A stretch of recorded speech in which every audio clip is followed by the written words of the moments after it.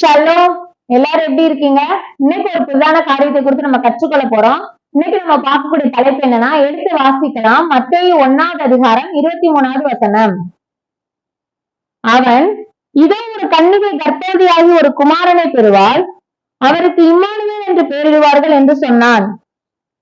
Emmanuel என்பதற்கு தேவன் நம்மோடு இருக்கிறார் என்று அர்த்தமாம். இந்த மத்தேயு 1வது அதிகாரம் 23வது வசனம் ஒரு தீர்க்க தரிசன வசனம். ஏன்னா இது ஏசாயா 7:14 முன்னறிவிக்கப்பட்டிருக்கு. இந்த வசனத்தை பாருங்க. இதோ ஒரு கன்னிகை கர்ப்பவதியாகி, இது கன்னிகைன்றது கன்னி மரியாதை குறிக்குது. ஒரு குமாரனை பெறுவாள் அப்படின்றது குமாரன்னா நம்முடைய மேசியாவாகி ஆண்டவராய் இயேசு கிறிஸ்துவை குறிக்குது. வசனத்துல பாருங்க, இம்மானுவேல் என்பதற்கு தேவன் நம்மோடு இருக்கிறார் என்று அர்த்தமாம். இந்த இம்மானுவேல் என்பதற்கு தேவன் நம்மோடு இருக்கிறார் என்பதை எபிரேய மொழியில போய் பார்க்க போறோம். இம்மானுவேல் அப்படின்னா God is with us.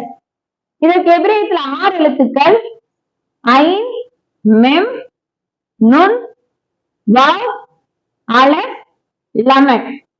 Jan, மெம், நுன், wow, அலெப், லமட். இந்த ஐனும் மெம்மும் சேர்ந்தது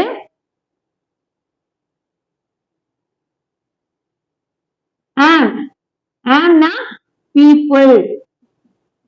இந்த ஐனும் மெம்மும் சேர்ந்தது ஆம்னா பீப்புள். இந்த அலெப்பும் லமட்டும் சேர்ந்தது ஏல்னா தேவன். இந்த ஐனும் மெம்மும் சேர்ந்தா ஆம்னா பீப்புள். இந்த அலப்பு மட்டும் சேர்ந்தா ஏல்னா தேவன். இந்த நுண் அப்படின்றது சீடுன்னு அர்த்தம். என்ன சீட் அப்படின்னா ஹெவன்லி சீட், தெய்வீக வித்து. இந்த சீட் ஜாரான்ற தலைப்புல நான் முந்தைய வீடியோ போட்டிருக்கேன், அதை பாருங்க. இந்த வவ் அப்படின்றது கனெக்டட், கனெக்ட் பண்ணும். வவுன்ற எழுத்து கனெக்ட் பண்ணும். தேவனையும் மனிதனையும் இணைக்க இந்த நுண் சீட். என்ன சீட்? ஹெவன்லி சீட், தெய்வீக வித்தாகிய மேசியா இறங்கி வந்தார். இந்த மனிதனையும் தேவனையும் இணைக்க இந்த நுண் மேசியா ஹெவன்லி சீட், தெய்வீக வித்து இறங்கி வந்தார்.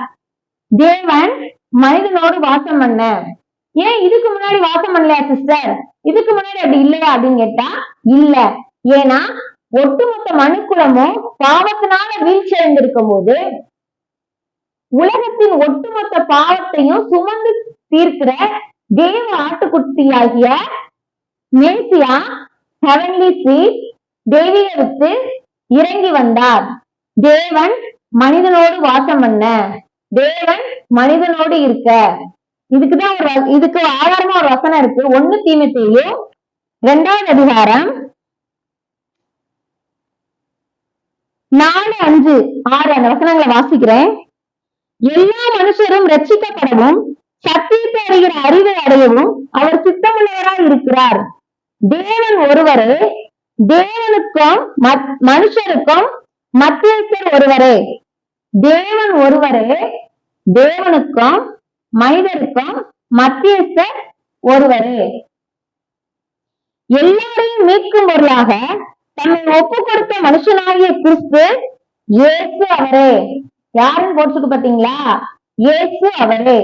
ஹெவன்லி சீட் மேசியா தேவனையும் மனிதனையும் இணைக்க தெய்வீக வித்து மேசியா இறங்கி வந்தார். தேவன் நம்மோடு இருக்க. இன்னைக்கும் தேவன் நம்மோடு இருக்கிறார், நம்மோடு வாசம் பண்ணுகிறார். எப்படின்னா இம்மானுவேலராக. கர்த்தர் தாமே இந்த வேத பாடத்தை ஆசீர்வதிப்பாராக. ஆமென்.